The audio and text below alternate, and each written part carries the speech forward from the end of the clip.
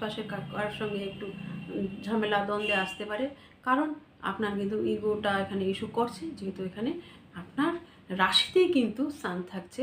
আমরা জানি সান বা সূর্য কিন্তু মানে অহংকার, ওভার সেলফ কনফিডেন্স, আত্মবিশ্বাস, তারপর ইগো সমস্যা, এগুলোর কিন্তু কারণ হয়ে থাকে।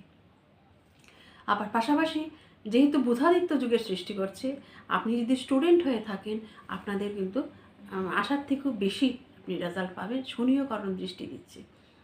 যদি আসি ভালোবাসার গল্পে, অর্থাৎ আপনার লাভ রিলেশনের ক্ষেত্রে 5th হাউস উঠে চলে এসেছে কত 6 তারিখ অবধি আপনার রাশিতে, সেক্ষেত্রেও কিন্তু অত্যন্ত শুভ।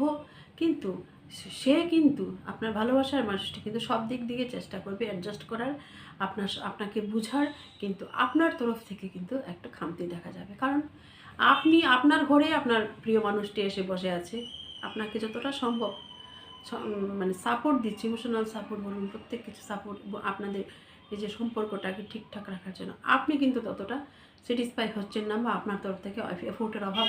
কারণ আপনি তো নিজেই বসে আছেন দ্বাদশভাবে, আপনার রাশির দ্বাদশে। সেক্ষেত্রে আপনার মধ্যে একটা জেদ কাজ করবে, এবং আপনার যে, কারণ আপনার হাউসে কিন্তু স্যাটার্ন দৃষ্টি দিচ্ছে 1st হাউসে, এবং আপনার পার্টনারের মধ্যে জেদ থাকবে, কিন্তু আপনার কারণেই কিন্তু মানে এই সিচুয়েশনটা ক্রিয়েট হবে।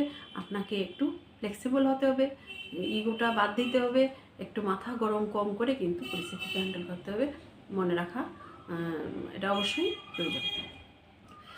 তার তরফ থেকে যথেষ্ট রেসপন্স, কিন্তু আপনার মধ্যে কিন্তু বেশি যে একগুয়ে ব্যাপারটা, জিদ ব্যাপারটা, সেটা কিন্তু কাজ করবে এই জুন মাস।